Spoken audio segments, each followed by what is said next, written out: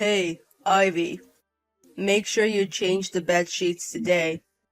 It's summer, we're sweating. I can't bear the thought of going a week without changing them. I'm sorry, I'll change them later. Have you been slacking off recently? I understand that having a baby is hard, but you're going to have to balance both soon. I know, but I've been lacking sleep lately. You understand, right, Aaron? Mike has been crying a lot at night. I really can't sleep.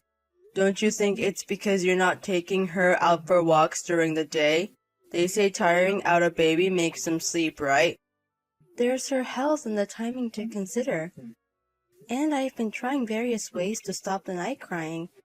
Even when I do, she still cries. But being a stay-at-home mom, you should be able to handle the housework, right? I think you're being a bit too lax. We've been having a lot of ready-made meals, and sometimes we even order delivery. You should at least make a proper meal. Well, if you would watch Anne, I could do that. When I come home, I want to eat right away. Why do I have to wait when I come home starving? You're home all the time. Preparing food is part of a housewife's job, right? Take into account that we have a baby. I've only given birth 3 months ago. I've only been a mother for 3 months, so I can't be perfect right away. Only 3 months? It's already been 3 months. I was understanding when it was 1 month, but shouldn't you be getting used to it by now? She's already past her 100th day, you know. At least stay home on your days off. Then I can prepare meals in advance and I can focus on housework. So, even on my days off, I don't have any freedom, even though I'm working every day. What can I say to that? I do appreciate you working, but I'm taking care of Anne 24/7. That's expected of a mother, right? Isn't it expected of a father too?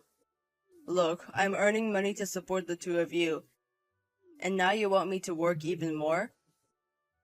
I'm not asking you to work. I want you to help with the child rearing. I am doing that.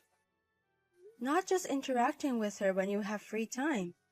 What? Are you trying to pick a fight? Well, it's true. How many minutes do you think I have to take a bath since Anne was born? Less than 10 minutes. Aaron, it's not enough to just be there playing smartphone games when Anne is asleep. I'm the one always waking up when she cries at night. You want me, who has work the next day, to look after her? You have the nerve to complain about lack of sleep when you can nap during the day, Ivy. On top of it, Anne's crying at night already wakes me up.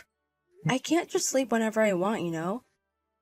Even so, you get to relax on the couch while holding Anne, right? You're out of line, trying to dump childcare onto me after I've worked all day. I'm doing my part, loving Anne as much as I can. I think childcare is a responsibility for both of us. If you were away on business or something, I'd understand. But Aaron, you're home often enough. That's why I'm tired.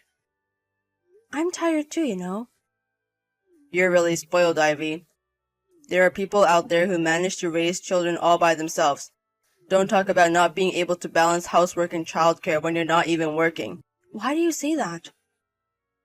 Alright, enough. Talking with you will only eat into my rest time. Just remember to change the sheets. And start cooking proper meals. No shortcuts. Aaron, please. Come home. What? Why? Why? Like I said this morning, both Anne and I have a fever. It's going up and I can't sleep while taking care of Anne. If you're feverish, then Anne should be quiet too, right? She starts crying right away, so I have to hold her. I don't want to go back to a house full of germs. What am I supposed to do if I catch a cold?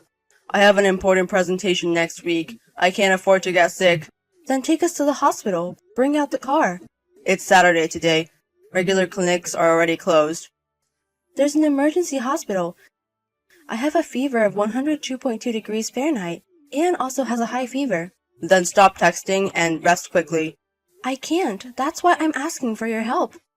You're just out having fun on your day off, aren't you? Why won't you come home? Listen, Ivy. The reason I'm out is that you're sick and can't make lunch. Can't you see that I'm going out of my way to let you rest? I'm trying to keep it quiet so you can rest. Aren't you supposed to take care of me and Anne when we're sick? What do you mean by supposed to? Don't force your standards on me. Anne's suffering too, you know. It's not like everything gets resolved once I come home. You're being too persistent. I'm not going to rely on you anymore. Says the one who can't survive without relying on me. I can't consider someone who doesn't even take care of their sick wife and child as family. Oh, really? Then live without relying on me. I'm so pissed off, I won't come home tonight. You two were sick. I don't want to catch it. I'll stay at a hotel. Then I won't do the house chores anymore. You live without relying on me too. Ivy, I haven't seen you around lately. What are you doing? Stop slacking off on the house chores. Is that all you've got to say after finally getting in touch? You're not worried about the high fever I had? If you wanted me to worry, you should do your own job properly. Where did you go? You're able to go out and have fun even though you're skipping chores because of a cold. Being a housewife is indeed quite a privilege. You should be the one to stop it. What's with your tone? Aaron!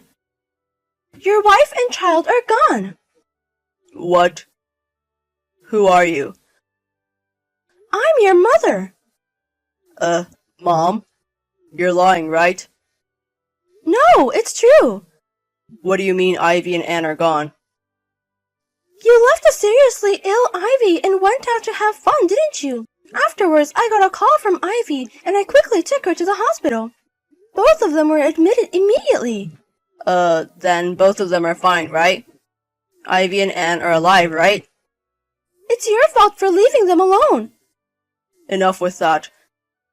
Don't joke around with such a stupid lie. They're fine, right? If you have the energy to get mad, why didn't you go to them immediately? Ivy and Anne are alive. But they were really in a dangerous situation. If we had taken them to the hospital any later, we wouldn't know what would have happened. It was just a cold. It's impossible to lose a life because of it. Ivy was already in pretty bad shape. She didn't have any energy left due to lack of sleep. When I arrived at your place, you were passed out, you know? Ivy was down, and because of that, Anne hadn't been fed for quite some time. If I hadn't received the call, it could have been the worst-case scenario. You don't understand it at all. And yet, you left them alone. I think you've done something unimaginable as a human being. Are Ivy and Anne still in the hospital? Or are they back home? Sorry, I can't tell you. Wait until you hear from Ivy. Why isn't Ivy contacting me? If you're texting from Ivy's phone, she's there, right? Put her on. Ivy's still not feeling well and doesn't have the energy to deal with you. If you think you did something wrong, wait and accept whatever you're told. Reflect on what you've done to Ivy so far. Ivy, please come back. We're not done talking. I've understood your feelings. You don't understand a thing. Just when I thought you were coming home, you handed me the divorce papers and left the house. Isn't that a bit selfish? You understand why I want a divorce, right? It's because I didn't take care of you and Anne. That was just the last straw. I've been thinking about this since Anne was born. Why don't you help with raising the child? You didn't even help with the household chores. I was worn out after giving birth and you were entirely uncooperative. Well, I had work too. You could have helped with childcare and housework on weekends, couldn't you? Yet you left it all to me because I'm a stay-at-home mom. Sorry, but I can't raise a child with someone who can't cooperate. Wait a minute. Let me apologize first. Even if you apologize now, I don't feel like forgiving you. Ivy, I'm sorry. I heard from my mother and I realized that I've been an idiot. I saw the messages. You didn't even worry. You told me to stop slacking off on housework. That's because I didn't know that you and Anne were in the hospital. Even if we weren't hospitalized, I wouldn't have forgiven you. I shuddered when I thought about what could happen if we get sick again. Who needs a husband or a father who won't help when you're in trouble? I was thoughtless. I took it lightly, thinking it was just a cold, just a fever. People can die from a fever, you know. There can also be lasting complications. I'm sorry. I'll take proper responsibility in parenting from now on, so I'm asking for just one more chance. You've had more than 3 months of chances already. It's strange that you only noticed when I mentioned divorce. I've told you countless times. I've asked for help with the housework and child rearing. And yet, Aaron, you never lifted a finger. It's your fault. I was taking Ivy for granted. After that, I had a talk with my mom about how hard parenting really is, and I truly regretted my behavior. Did you really reflect on your actions? I couldn't see it that way. You had said you would attend the discussion today, yet the house was a total mess. If you had really reflected, I thought at least you'd have done some cleaning. It wasn't an environment for me and Anne to come back to, was it? I was busy and fell asleep. But you had the whole weekend, didn't you? In the end, nothing has changed. You just assumed I would come back anyway, didn't you? And that's why you left the house in such a state. You thought you'd let me clean up after I came back, right? No, I thought we could do it together. See, that's precisely what I can't stand. If you really feel sorry, at least you'd have done some cleaning. In the end, your apologies are just empty words. I know that even if I came back, I'd be the one doing all the housework and parenting. I'll do my part. Please, Ivy, come back. I do really care about you and Anne. If we really mattered to you, you wouldn't have left us when we had a high fever. I thought it was just a cold. It's impossible to continue with someone who leaves his family in distress and doesn't come home. It's not about it being just a cold. I can't forgive you for doing nothing when we were asking for help, especially since Anne was just a baby.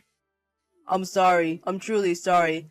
But it's cruel to divorce when Anne has just been born. I want to live with Anne. I want to be involved in her life as a father. We don't need a father who doesn't care about his child. Can you stop making me repeat myself? But being a single mother is tough. Ivy, you said you didn't want to re-enter the workforce for a while, right? You wanted to be with our child as much as possible when she's small. If we don't divorce, you can stay at home, right? I'm going to get child support from you. My parents and your mother will support us until Anne turns 3, so we'll be fine. But it's still tough to raise a child alone. You said so yourself. I know there are people out there who raise children on their own. I'm prepared for that now. I'm sorry. I truly intend to change from here on out. You don't have to do anything for me anymore. But if you have any sense of responsibility as a father to Anne, don't cut her out.